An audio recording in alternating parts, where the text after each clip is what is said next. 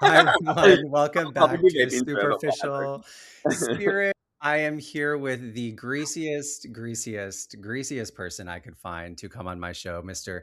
Sam Olson. Hi, honey. Hi.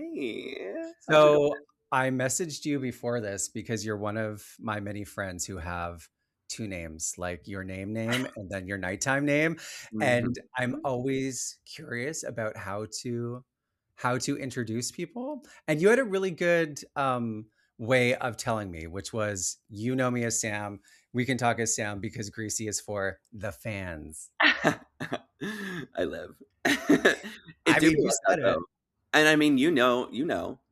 I guess you don't know because you're always Peter.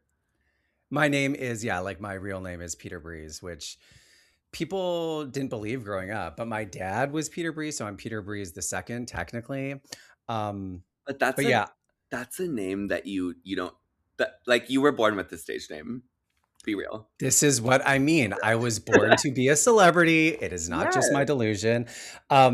In England, where my dad was born, I think Breeze is a more common name, but I've only in my life met one other person with the last name Breeze when I was working at Callaway Park in Calgary. And anyway, not very common, but yes, I agree. I was born with a celebrity name. 100%. How did you come up with Greasy? Like you're really claiming that trashiness. Okay, like it's funny because it it was just supposed to be an Instagram handle, which it still is. But then when people at bus stops are stopping you saying, "Oh my God, Greasy, I love your stuff," you start to go, "Oh shit, I really chose that for myself. Like I really did commit to that." Here we are. But yeah, I was like at a Thanksgiving dinner and my uncle had like finished eating a bit faster than everyone and like got up to leave the table and said, "Well, I'm gonna step out for a greasy dart." And I just went, "That's so good," and changed my handle immediately, and it's just been that since. It's so good. It's so good. He's It's always such a like, "Give me royalties," and I'm like, "On what literally what, babe?" Like, yeah, on reputation, on drink tickets, sure. Like come to Bimbo. yeah, Um, I can get you drink tickets, babe. I'm so into like the like reclaiming of trashiness. Like I was so into like Party Monster and like being a trashy club kid and Courtney Love and Greasy is very like aligned with that. You know, you're owning it. And I'm like, "Just change the font in which it's written, and suddenly it's classy." You know what I mean? Like, The script. Yeah, the you're in script. script, it's hot. I don't even know how you do that on Instagram, by the way, now that I'm thinking about it. Changing the fonts? Like in the oh god. Oh god, You're I'm gonna sound so so old. old. In the not the podcast, like when you're making a post on Instagram, how do you make it font? Girl, I just copy and paste shit from a text Yes, later. that's Like, what I thought. it's not that deep. You also were the first person to put a term to, I think you called it dirt fashion or dirt something. Really? I'm pretty sure when we were doing a shoot, we were talking about being trashy, and I swear you had like a term, and I'm like, oh, there must be like an official fashion, Oh, I was like, probably just high talking shit. okay, I love that for me. I stole yeah, it apparently. dirt. I think it was dirt fashion. This is I am like still at the age of 40, trying to see if I can evolve from dirty ripped jeans to like Troye Sivan t-shirts. yeah. I feel so comfortable in trashy clothes. I always have. And Evan's like, please try something clean, Peter. Yeah, well, I'm like the best combination is doing them both. Have a high and have a low, and then that's style. That's not fashion. Fashion is buying a full designer look. Style is the designer look and something that you got at a thrift store to make it kind. You I know? First of all, Olsen twins, that's what they say, high low. Always, always. I It irritates me when somebody is wearing brand names head to toe and they're walking like they have this style, as you would put it. And it's like, bitch, those clothes are wearing you. You do not look fashion. You look like you just bought something and put it on. It doesn't change your vibe. It doesn't change the way you look. I And mean, it they say doesn't this on represent reality your shows all the time. personality. And so then it makes me question, do you have a personality? Yeah. I don't Yeah. know. And it's like, I guess that's what the designers make clothes for, though, is to like feed the fantasy. But I don't know. I mean, I've been into fashion shows here, but I wonder if you go to like Paris and you're around those people, if that is as common as it is here in sweet, sweet Vancouver. Like the wearing the brand names, but you're seeing them and like, okay, you're in the industry, but you don't look good. You don't look cunt.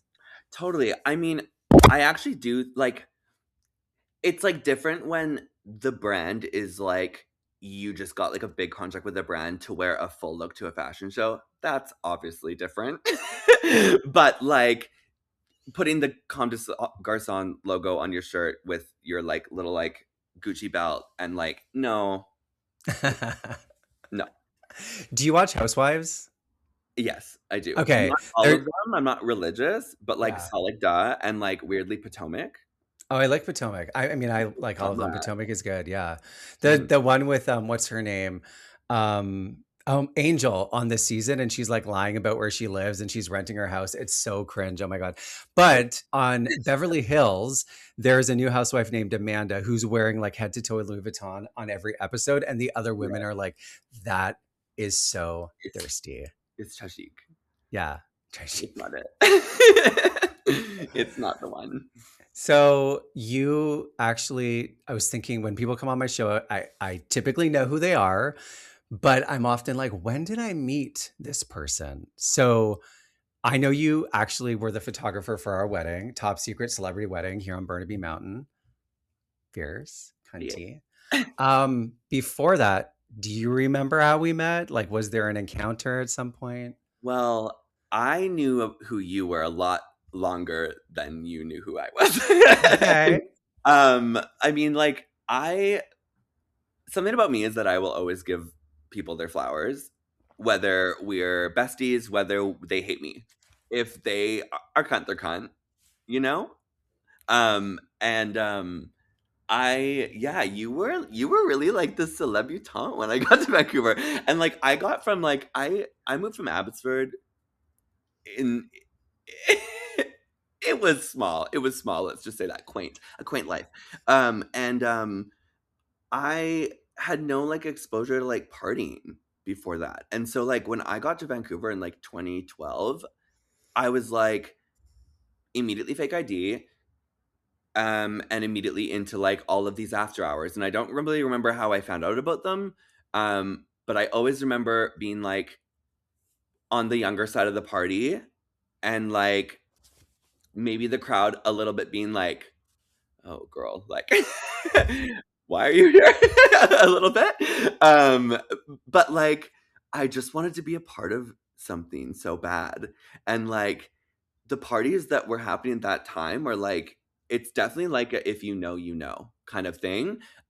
And I know you obviously you were throwing them, a lot of them, or flouncing around with them with Jane and the dolls. Um, but yeah, I just like I thought it was so I was so enamored and I was like so obsessed with like Party Monster as a kid, the same way that you were, and like yeah, just like watching like James St. James documentaries over and over Oh again my and God. watching them on like all the late night shows and like all of that shit. Like I and, like, it's not that those parties were that because, like, we're not fucking New York, we're not duh, whatever, it goes without saying, but I could still show up to this place and have some girl in club kid makeup and, like, fucking a little diamond bikini with her tits out, just like, oh my god, I don't know, and there's Yeah. so many people from that era that became stars, Berlin. Listen. It's just so gag, girl. So oh my God. It's yeah, I'm so glad. I'm so glad you're like saying this. First of all, you came to Vancouver at a good time because those parties were not They happening. wasn't. They weren't Parker and before, I, they were after. no, like we had the Odyssey, which is, I mean, an amazing club, but part when Parker was just on my show and we were talking about DUI, it was like there was underground parties happening in Vancouver. Like we didn't fucking invent the rave, but at that time there was no queer specific spaces. And so James St. James came on my show. I also have talked to him because he came to one of my first shows in LA. And I have been obsessed with the clubs kids for so long. And one of the things I always said to him is like that era was a like breeding ground for like the next generation of Yeah. influential people in Hollywood. RuPaul, Amanda Lepore, World of Wonder, Madonna. I didn't even think about Madonna back then, but James has like all of these stories about Madonna being in the club at Yeah. Palladium, like Michelle where all was the cool people were. And then when I think about that time in Vancouver, about how Jane, me, Berlin, all of these people were there, the only difference between what happened with the club kids of the 90s becoming like millionaires and like legit famous is there in America there's more people, and in Canada when like our reputations are like, wink wink nudge nudge. But that is something I had to like accept, is like it's not that we weren't doing stuff that was just as cool, it's that we're in Canada and we it's just don't have the clout. access and budget. Like, if you're born somewhere different into a wealthier family, it just is what it is. And like, frankly, you can be born into the most wealthy family in Canada. It doesn't mean that suddenly there's publications or like, you know what I mean? Designers with like crazy funding and stuff. Like, it doesn't happen. It's just not the No. same. So Yeah. Yeah, we don't have Paris Hilton. Like we don't have rich and influential party you're a kids who are person. I mean besides me. Um yeah, like we just don't have that level of, I guess, a nightlife culture or like tabloid fodder, and that's okay. But I'm so glad you started there, because I often spend my entire life trying to tell people how cool I was back in the day and like how important nightlife is. And you came from Abbotsford, which, by the way, bitch, is not that far. I know it's a small town, but It's imagine coming from like fucking Cape Breton or somewhere where there's like one person on an island. 1,000%. And like, obviously, like, there's like artists we've had on in the zine where that are from up north on like a tiny residence. Like, I'll never understand that the plight. But like, socially in 2012, Abbotsford was a different girl. And like, we didn't even there was not one brewery. There was a church on every corner. Like, there was nothing to do other than go to church or get into trouble. Like, you That know? sounds fun. It's my life now. Yeah, I mean tea. Yeah. Yeah. So one of the things I wanted to talk to you about, like you're obviously a photographer. You still take pictures at clubs. That's not like the bulk of what you're doing now. But before we get into all your shows coming up, you already like alluded to back in the day, there was like some people, Jane and Berlin and blah, blah, blah. Who's the new era of like it kids in the scene? I mean, okay, so like, I mean, there's obviously different categories. A lot of the people, and like, shout out to Ralph for like getting together this ballroom scene here, but a lot of the girlies that are affiliated with the balls and like the Kiki balls are like, I look at them as the next it kids. Because like, kind of out of that scene, you get all of these adjacent people. So like, people like Prada Monroe, recording artist, she is always performing at those shows, and is about to drop some very cool music. I don't even know if I'm supposed to be teasing that for her. But yeah, I mean, she's one of the girlies. I mean, also all of those, like the photographer Simone, World 2000. She is, I think, the best club photographer in probably Canada. She's amazing. She's like, I want to be her when I grow up. Um, like, all, and she shoots all the balls. Like, it's just all of those kids affiliated with it are like, they're so kind. What's They're the so, what's the what first of all, like didn't know that was happening at all oh, in girl. Vancouver. So tell me what, like when you're looking at fucking, I know it's been like 10, 15 years since you moved here. What's the main difference in the club scene that you're seeing and the types of talent that people are excited about? Can you repeat the question? I was like, there's fish in front of me and they're distracting There's me. fish in front of you? I look at them. Aw, I don't see it. Oh I yeah, know. yeah, a little bit. They're thriving. Um, Fish. what is the main difference that you're seeing between like the club kids of Vancouver like 15 years ago versus like what you're seeing now? What is Oh, interesting? well, I'd say the main difference that I see is the ways in which it's documented, and more importantly, the awareness of it, because it didn't ever seem like the people in the scene back then were like Yeah. Like, we weren't doing that. It Mhm. was, like, meeting the people in the smoke room and, like, sharing a bump and, like, planning something crazy, and, Yeah. like, it just was, like, a little less engaged with, like, maybe the online part of it. There was Is an that element, but yeah. not as much. No, when I would go out, we would upload friggin' 55 photos to Facebook, and it wouldn't even be good pictures. It was just like, I was out. Totally, totally. So And, do like, you more think the sorry, go ahead. No, you go, you go. I just, like yeah, I think that, like, now maybe also because people are so aware that other people are documented, it's, like, a little, like, less unhinged. And, like, I think also with, like, PC culture now, it's, like which we're for, but it does make a little narrower of, a door for, like, hashtag crazy shit to happen. And, like, whether it's good or bad, it does feed the party.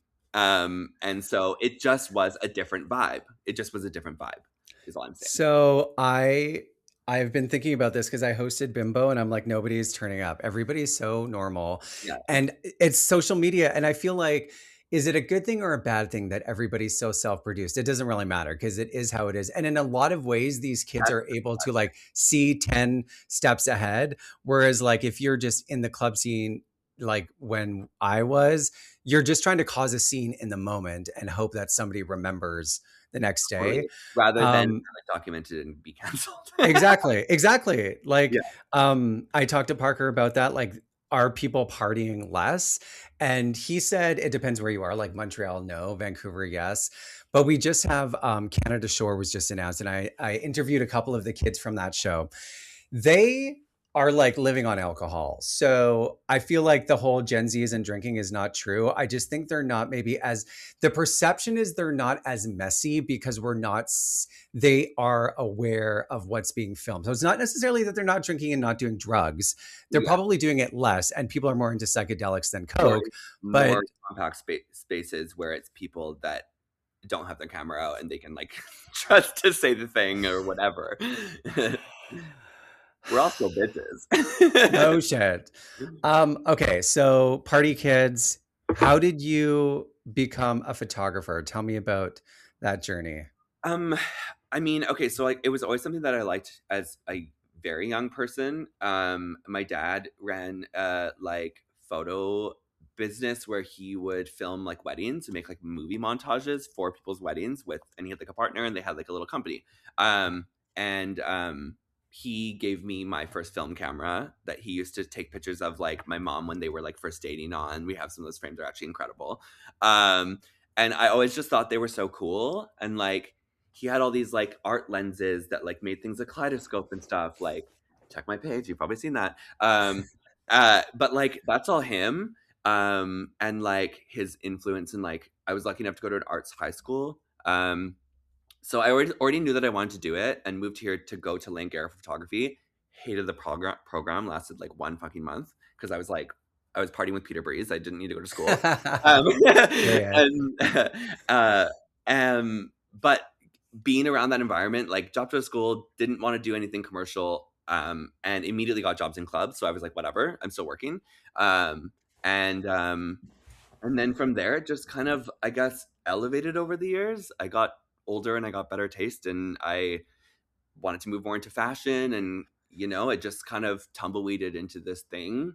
Um, and then, yeah, in 2018, I was able to make it a full-time job, and haven't gone back since, and, That's so cool. yeah. That's amazing. It's amazing. I when we did our shoot, whenever that was recently, there's the what I really liked about it, one, that you were so fast, like we got into the looks and you just set up the fucking lights and the backdrop. And I feel like you knew exactly what you wanted me to do. And it was so easy.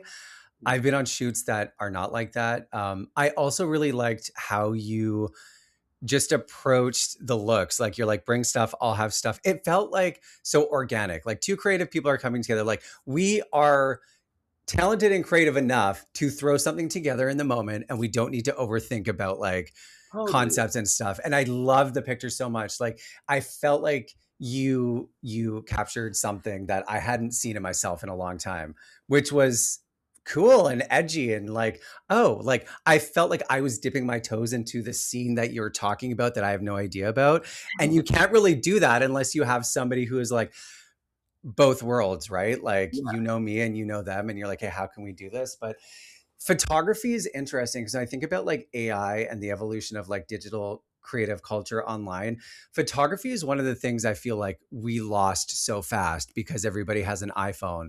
So how have you managed to like stay like employed, build a zine, have people come to you to take their picture versus like to your point about everybody just taking selfies? How do you navigate that? And also I want to know what you think about AI. So Yeah, dish. I mean, how did I make this a thing? By having, like by I mean, well, I mean, most importantly, being a part of the community. Like, you have to make connections and, like, convince people to trust you at the beginning, and, like, um, that takes building the relationships organically, I think. So, like, just posting about it on your phone isn't enough. Like, you need to be in events and be like a friendly face that like does a nice gesture and like is like a nice person. Like, I don't think being unaccessible and like hashtag you can't sit with us, we're too cool, doesn't work. It doesn't. And maybe it did for a minute, but I just think people can smell it from a mile away now. And so I don't know, you gotta have cunty socials, but like also like go and be fun. But also like You know? actually the art of taking a photo. Like even for my wedding, I'm like, do we need a photographer? Because everyone's going to be taking pictures with their phones and that's going to be their memory. Like, what's the value? What's the value of having a Value wedding is the photographer? art. Yeah. The value is the art always. And like I just I don't always get the luxury of having jobs brought to me that are crazy inspiring. Like it doesn't happen every time, but like trying to center the art in everything is like that's what gets you the next job. Is like someone like anyone can shoot like a furniture brand, but it's like how did you style it and like who did you put in the chair and like taking the time to make all of the choices, because everything you have in a photo is a choice. Like where the light is and what color the light is and like how it hits their face and like what their expression is when they're looking at the light. Like it's like think about it all. Like, like it's like that's I think like that is the magic in photography that I love, is how many choices I get to make about everything. And like I just think the difference between a good photographer and a great photographer is like the more things that you're thinking about that go into it that make that final product. Like, Mm. and like that's what people see when they when and that they I can identify you through those choices, is like that's where the branding comes in. And like, yeah, I don't know. It's like when it's a when it was someone who just took your wedding job because it's a wedding, and then like an artist who like wanted to apply their art to a wedding. Like, I don't know. Yeah, yeah, yeah. Hard to One explain. thing when an artist is a full-time artist, I've heard this with my friends who are designers. You get into fashion because you want to make fucking couture, cool, cunty things.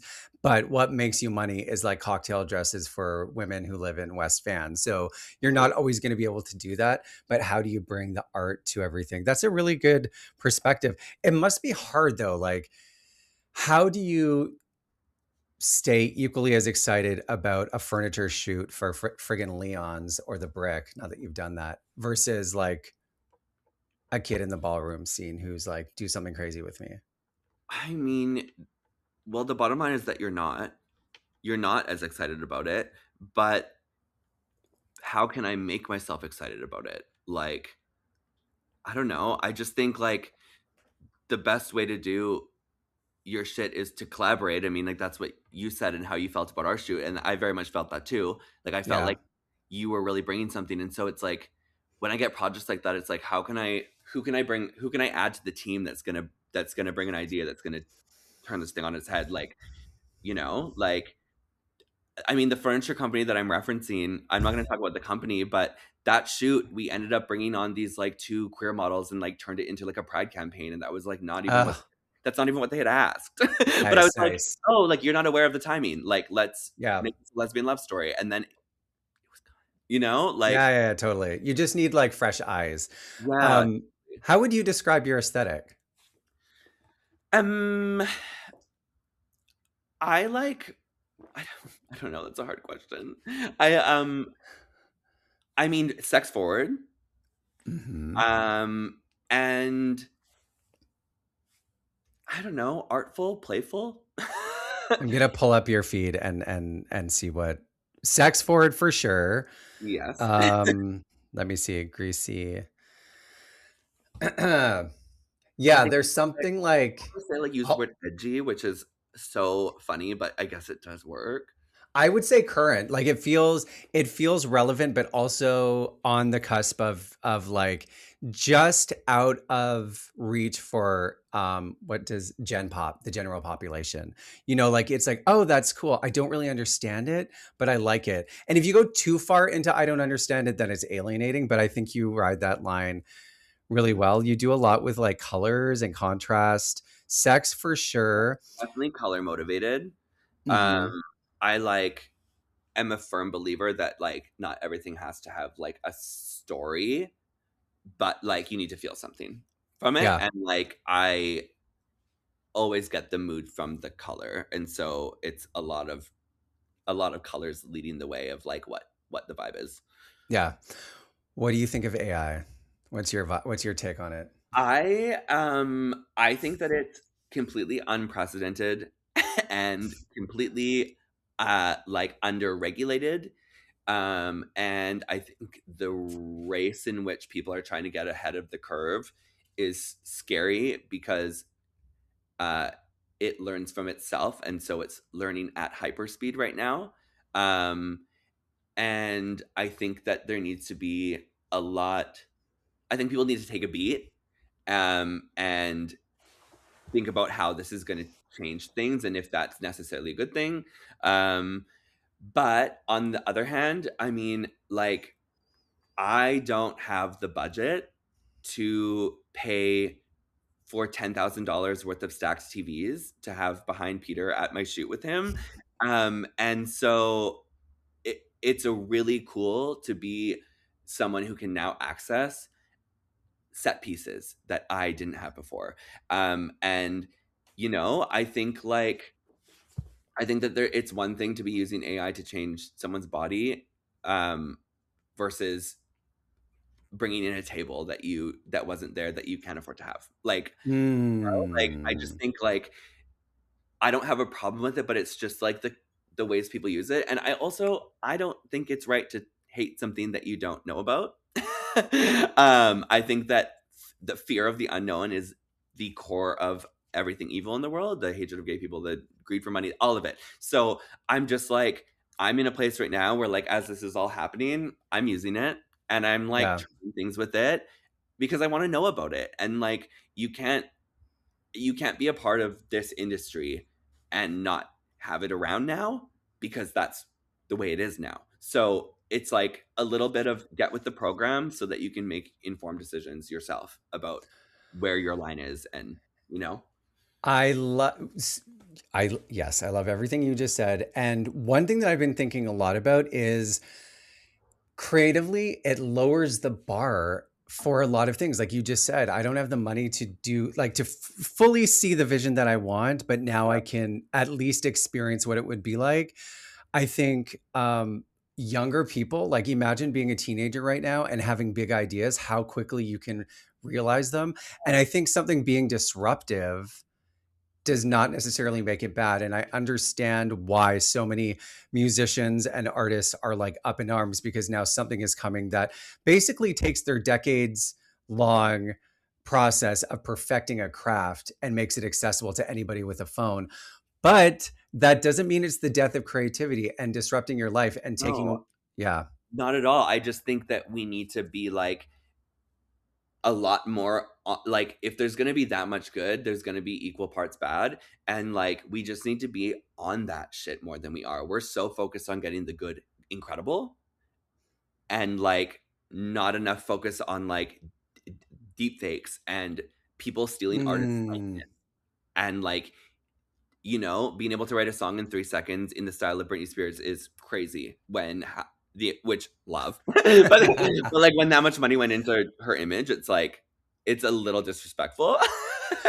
um, I don't know. It's just crazy. It's just a I crazy thing. think I think like record deals or the way that they sign artists soon is going to be like, not only do we own everything about your art, but we also, and they already do own your image and likeness, but I think now it's going to be this weird way of controlling the way AI can replicate you.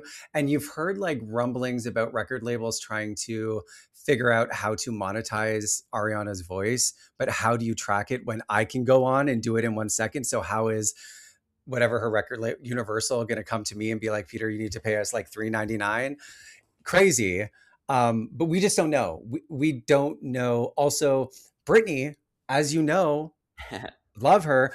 What if now, instead of her, going through the friggin' trauma of going back into the entertainment industry, she's like, you know what? I'm going to give these Charlie XCX, really great producer, fucking current pop star, the rights to use my voice to produce an album. Is that Britney? If she's like, I like that. You do it. I'll verify and I'll give the final sign off on the AI songs, but I'm saying it's okay because I don't want to fucking do it. I mean, babe, all the power to her. Yes. Woo, I I'm just got like, excited. any way to have more Britney is Yes. the world of Okay. Britney, and that's the world I Who live in. who's your pop diva? Oh, that's fun. Okay, I'm obsessed with a chick called Lolo Zoe. Hmm. She's, she's the one.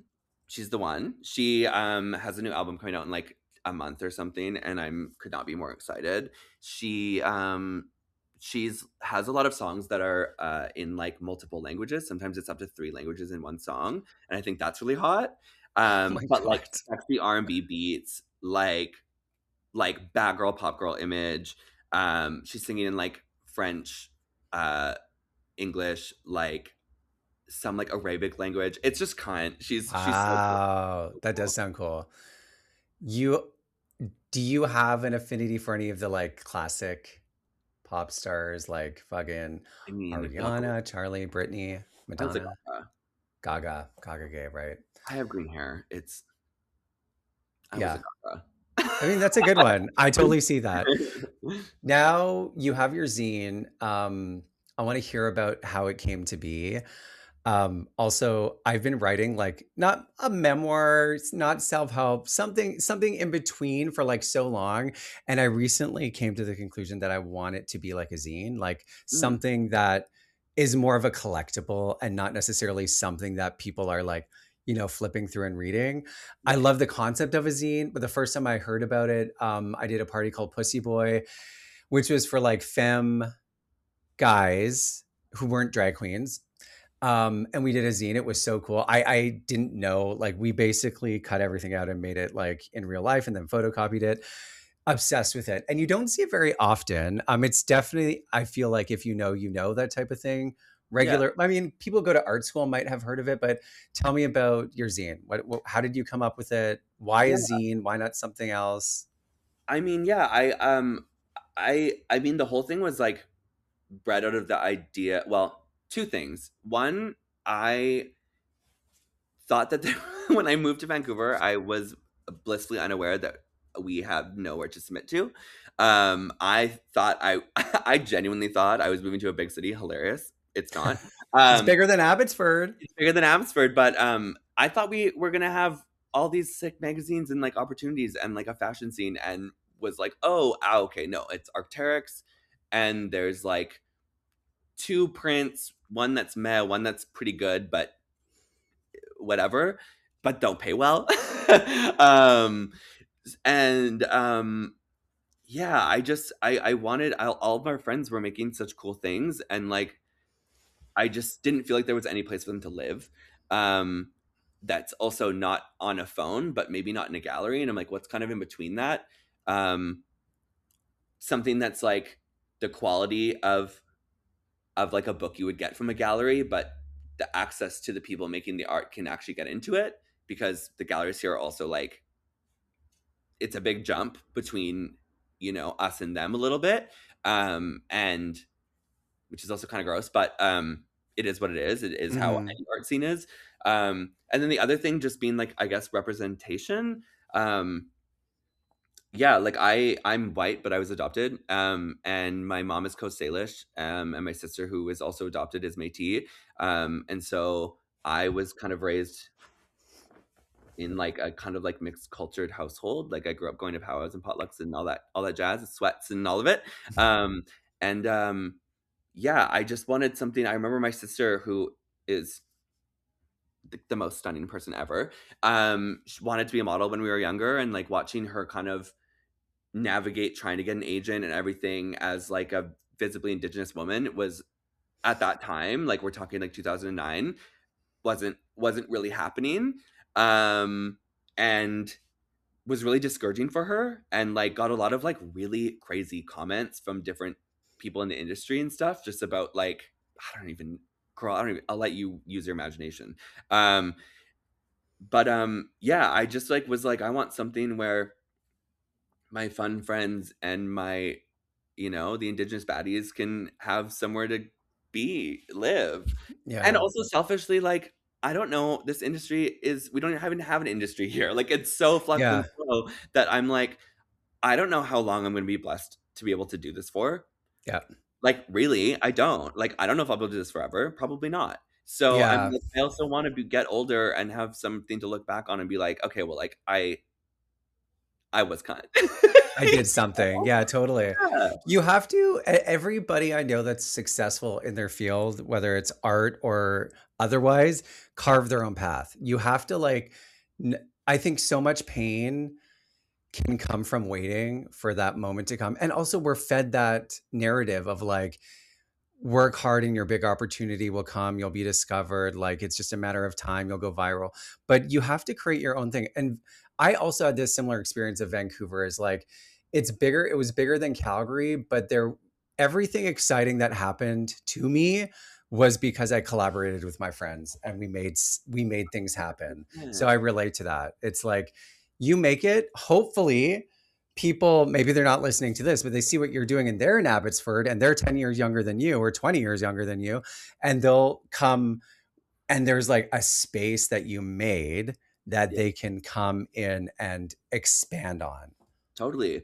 And like the other thing that I will say is that like I think that this project could have happened a lot earlier for me had I known more about grant writing.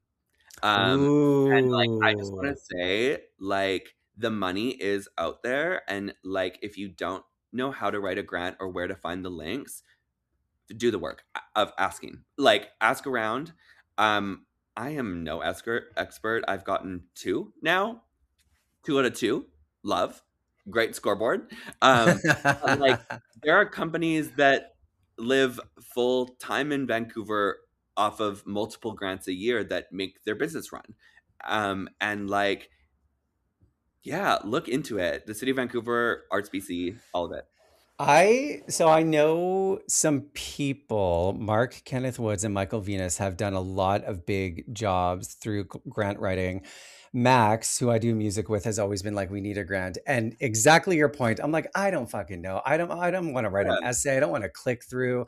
But Oh, okay, so totally. for the novice, tell me, you Google, I assume you search for it. You what is the start to end process of finding the grant and getting approved? You don't need to go into details, but like bird's eye view. Yeah, I mean, it's just as simple as checking the outlines of the grant, and then tailoring an idea to make sense for it. So like it's just finding the right sect of the grant and reading the guidelines. Also, like the girls that help with the resources, I sent probably 50 emails to her, just like making sure that my everything made sense to her, and she was so helpful Wow. and acted very unannoyed. She probably was, but she acted unannoyed and answered all my questions.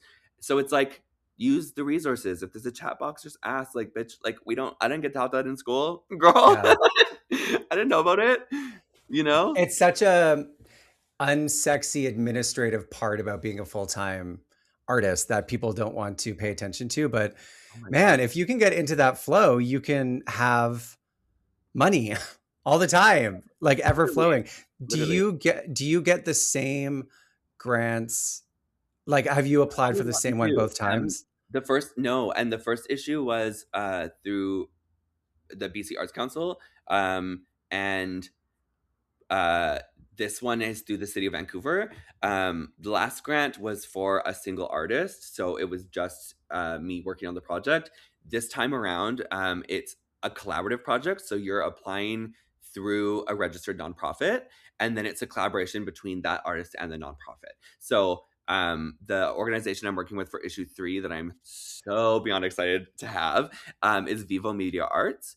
And I think a lot of people in Vancouver, if you're not if you're not working with them, you don't know them, kind of thing. It's like a kind of a it's a small group, but the people that rely on them, like people do not understand how much that company like carries artists on their back. Like the access to equipment, the price in which you can rent the equipment, the access to like a full art like archive dating back to like the 70s of like tangible like discs and stuff that you can just access through them. Like it's like you want to like look up partying in the 80s, they got photos of it. Like it's just like it's such a Wow. wealth of resource. And like yeah, I don't know. It's like I don't know. I'm so happy to have them on board because we have I just like actually had an in-person meeting with her a couple days ago. Now that the money's in, just about like the project and like the amount of things that she had ready for me of like, okay, like this artist is coming in to make this documentary. He'll be a great fit. Like just like linking me with all these incredible people. Like I could Oh scream. my God. It's just Okay. yeah. It's finding Wow. you just got to do the work of finding these organizations and like being the person to say, hey, I have this idea. Like ask ask and you will receive, you know. This is okay. This is also like a how to be an artist. Like these things are what bring your ideas to life, and it's like it can seem more complicated than it is. That organization sounds good. What's it called? Vivo Media Arts. Vivo um Media Arts. Okay, yeah, I'm gonna check them they're out. amazing. So you have your zine, Greasy Zine is starting production March 1st. And before we got on, you shared some of the people that are involved, and we won't drop any names now, but impressive, totally like jaw dropping. It's Yeah, Madonna. I that's a want to know. but I yeah, this one I'm just yeah. so You- so so so you know, obsessed with celebrities is my middle name. And Mhm. I'm curious how you approach names for this. Like, I never thought about the process of you creating the zine and then like pitching it to like well-known talent. Like, what is that process like? I just like really don't think that hard about it. I think that if you believe in your idea, it's just finding a way to communicate that idea and make them see it the way that you see it and how it is important and valuable and amazing. Like you have to be confident. My like process with these artists was like sending like I'm a very visual learner. And I think most artists are. So like I really utilize a mood board and like send them very clear visual representation of what the shoots are going to look like, what the zine as a whole is going to look like, what the timeline is like, just like, and you can do it all through pictures. It doesn't have to be writing. Like people want to see something fun. Like I'm not writing long-winded documents. It's like we're not doing all that. You're getting a Yeah. PDF like Yeah. Yeah. Yeah. you know. I see pictures. Yes. Girl, make them a picture book and like Yeah. What when I worked with Jason Matlow for the first time, I wanted him to do my music video so bad, and we were just building our friendship. What? he is fierce. I know. Fuck. Yes, she is. She's kind of like surpassed age and gender at this point. I keep telling Jason, like, you have ascended into a realm that few beings get to.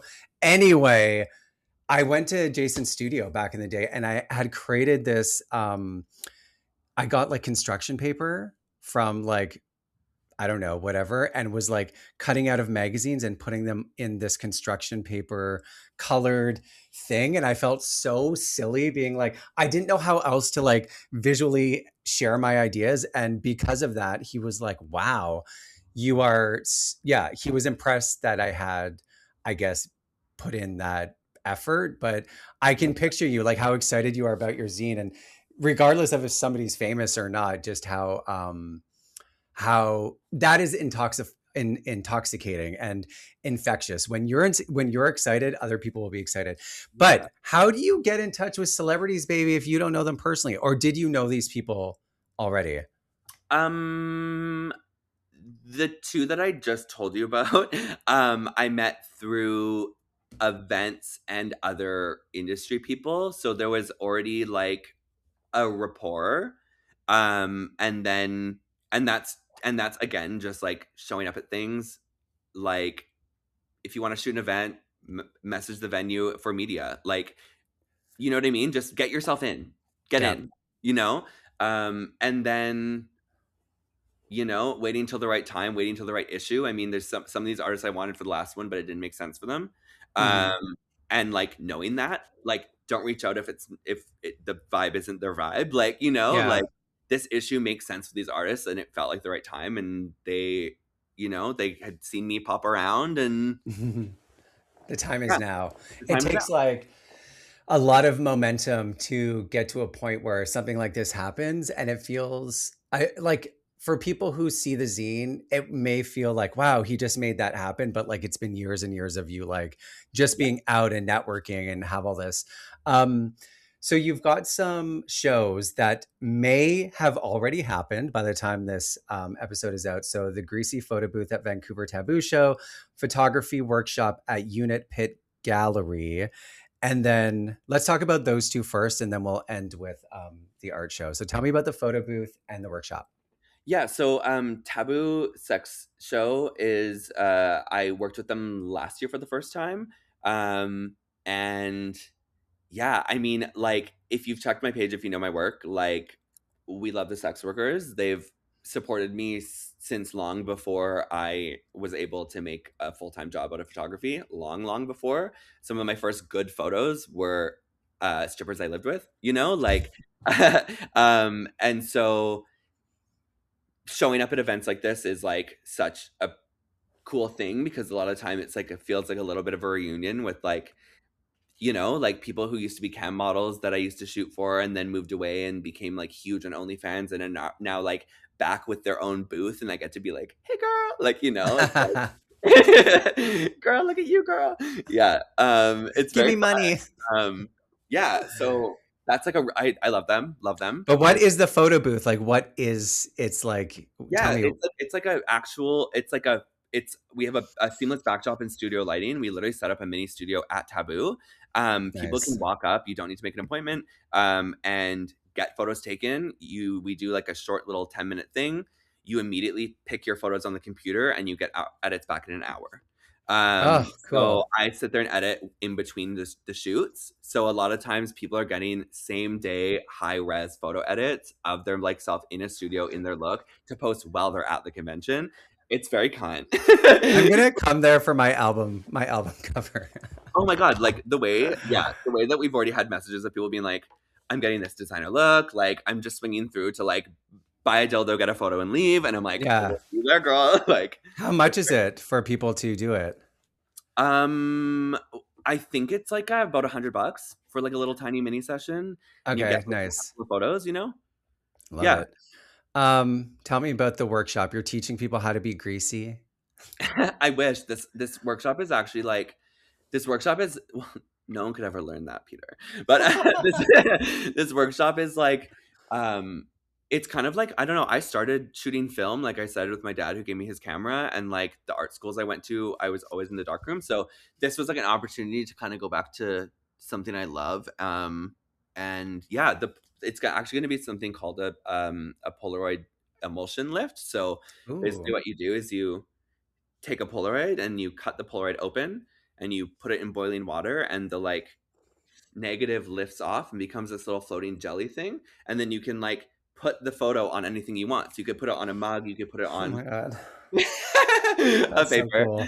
Yeah, so, yeah, it's cool. It's, like, a fully funded project, and, so the pay is fab, but they also covered supplies, which fucking galleries never do, so shout out to Unit Pit for being real ones and paying card fees.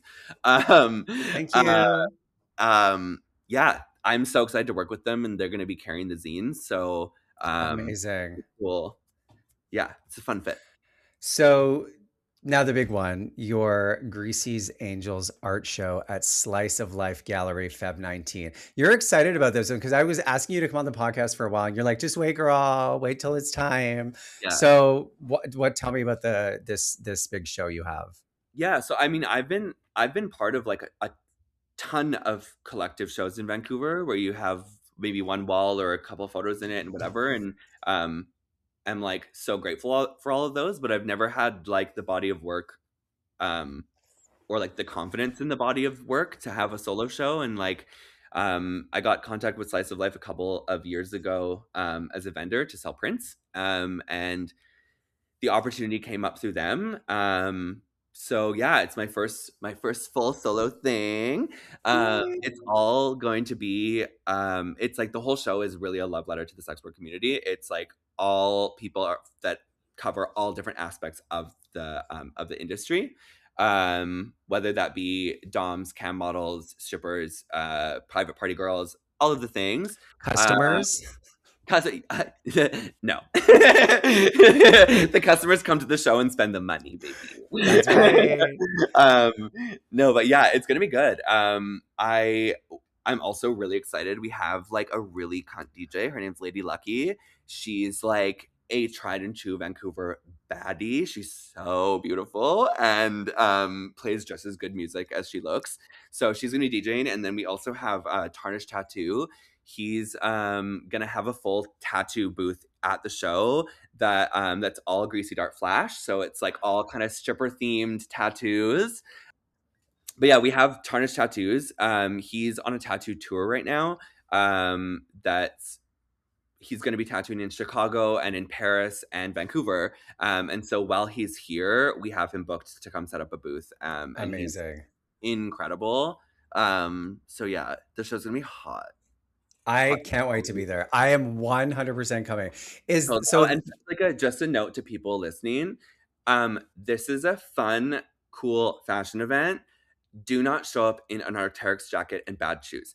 I I'm saying it. I'm saying it. You have a good outfit. This is a fashion event. I'm saying please put a look together. There's going to be great photographers working the party and a really cool host of people at the event. And I want this to be a mixer. So if you love fashion and you love art and media, turn a look and come have a good time.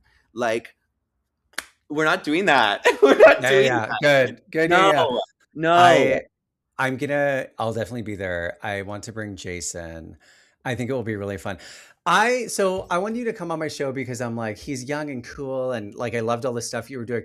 But I don't know, like this whole conversation, I just feel really you're very charming, you're very lovable. You have so much going on and you're building momentum to a lot of cool things. And I one of the best things about having a podcast is like talking to people that I know, but like taking an hour to like dive deeper into what their life is and what you're actually doing.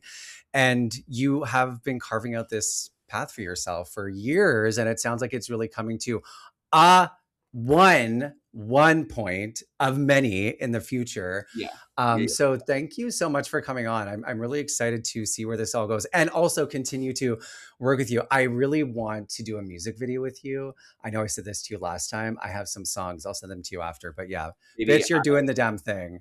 I've been manifesting that for already, and like, girl, the mood board's already there. So you let me know. You say the word. Okay, I'll send you the song that I have the next one and see what kind of. But yes, I will definitely see you on February 19th. I will talk to you before then. But thank you so much for coming on. Thank you for having me, Peter Breeze. Everyone, Hey. stream blouse. Yes. What's Stream that? blouse.